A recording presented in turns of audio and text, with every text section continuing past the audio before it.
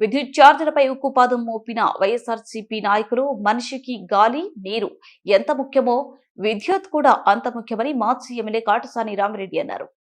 మాజీ ముఖ్యమంత్రి జగన్మోహన్ రెడ్డి ఆదేశాల మేరకు పోరుబాట కార్యక్రమంలో భాగంగా బనగానపల్లె మాజీ ఎమ్మెల్యే కాటసాని రామిరెడ్డి ఆధ్వర్యంలో పట్టణంలోని వైఎస్ఆర్సీపీ కార్యాలయం నుండి మాజీ ఎమ్మెల్యే కాటసాని రామిరెడ్డి, జిల్లా పరిషత్ చైర్మన్ ఎర్రబొత్తుల పాపిరెడ్డి, కాటసాని తిరుపాల్ రెడ్డి మరియు వైఎస్ఆర్సీపీ నాయకులు, కార్యకర్తలతో భారీ ర్యాలీతో బయలుదేరి విద్యుత్ శాఖ కార్యాలయం నందు విద్యుత్ అధికారికి వినతి పత్రం అందజేసిన నిరసన తెలిపారు.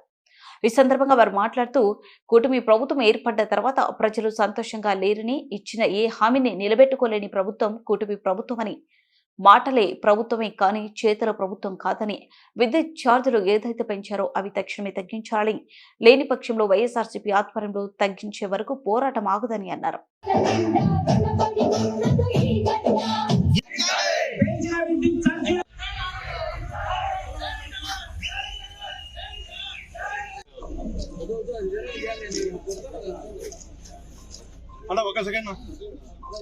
ఒక సెకండ్ అయిపోయిందా? అంతా వైఎస్ఆర్ పార్టీ నాయకులకు, కార్యకర్తలకు, అభిమానులకు మరి ఈ ధర్నా కార్యక్రమం దాదాపు 15,485 కోట్ల రూపాయలు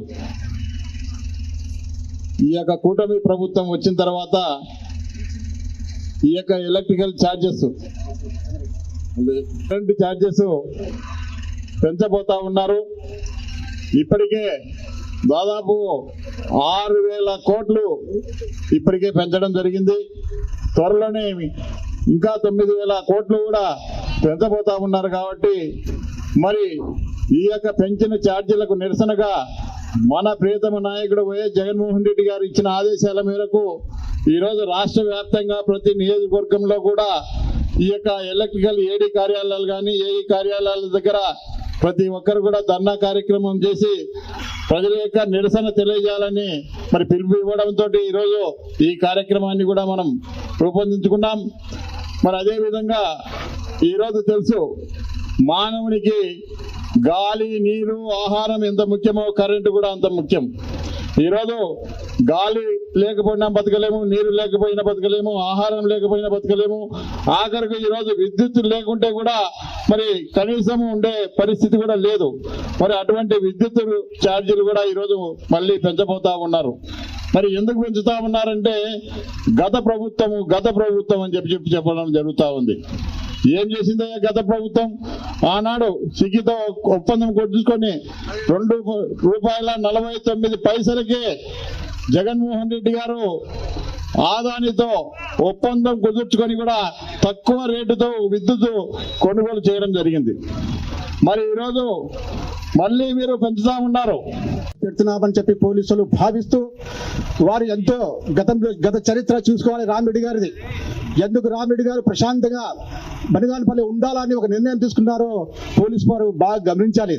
వారి మనసుకు కూడా తెలుసు, భవిష్యత్తులో ఏదైనా వస్తే అక్రమ కేసులు పెట్టకుండా న్యాయాలయాలు అడిగి విచారణ చేసి కేసు పెట్టాలని పోలీసులను కోరుకుంటూ, అదేవిధంగా ప్రభుత్వ అధికారులు, ముఖ్యంగా రెవెన్యూ అధికారులు ఎవరొస్తే అడుగులు మార్చడం, వన్బి మార్చడం, పేర్లు మార్చడం ఇవి కూడా జరుగుతున్నాయి. ఇవి ప్రస్తుతం ఇప్పుడు మారచ్చు, ఇప్పుడు మీకు బాగుంటుంది, తర్వాత వచ్చేది జగన్ ప్రభుత్వమే, గెలిచేది రామిరెడ్డి గారే, తర్వాత బాధపడేది ఎవరో ఒకసారి ఆలోచన చేసుకోవాలి. మనం ఈరోజు రాజకీయ మాటలకు తలొగ్గి వారి మాటలు వింటే బాధపడేది మనమే, ఇవి గమనించాలి. ఈరోజు బనగానపల్లి నియోజకవర్గంలో ప్రశాంతత ఉండడానికి కారణం కేవలం కాటసాని రామిరెడ్డి గారు అని చెప్పి తెలుసుకోవాలి.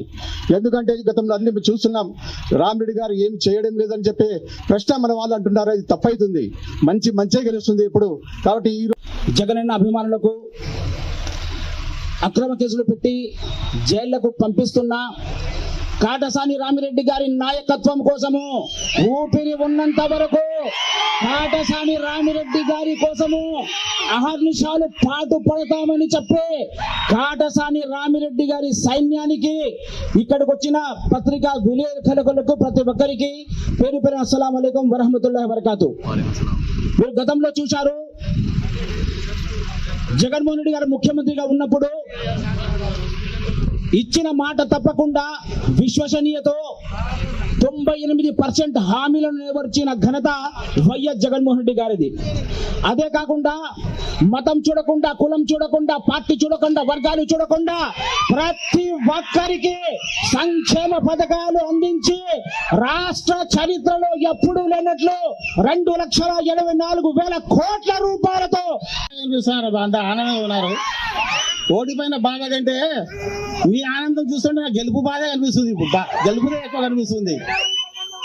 చాలా ముఖ్యమైనటువంటి విషయంలో ఈ రోజు మేము మాట్లాడవలసింది ఉంది. విద్యుత్ విషయం పైన ఈ రోజు మనము ఈ ధర్నా చేయడం జరుగుతుంది. చాలా మంది అందరికీ తెలుసు, చంద్రబాబు నాయుడు చెప్పినటువంటి అబద్ధాలు మాటలు నమ్మి జనాలు ఒక మంచి నాయకుడిని మనం ఓడగొట్టుకున్నామనేది ఇప్పుడు బాధపడుతున్నారని అందరికీ తెలుసు.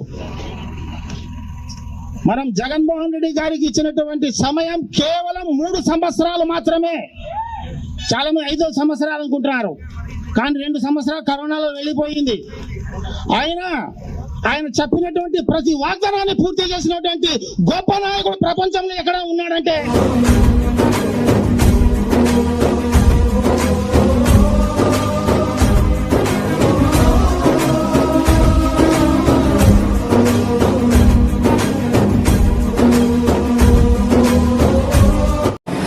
అందరూ నమస్కారం అండి, నేను మీ anchor Ravi. Please subscribe to Nandyal news 9. Please subscribe to Nandyala News 9. ఆ లేటెస్ట్ అప్డేట్స్ కోసం వెంటనే సబ్స్క్రైబ్ చేయండి. సబ్స్క్రైబ్ చేసేటప్పుడు పక్కనే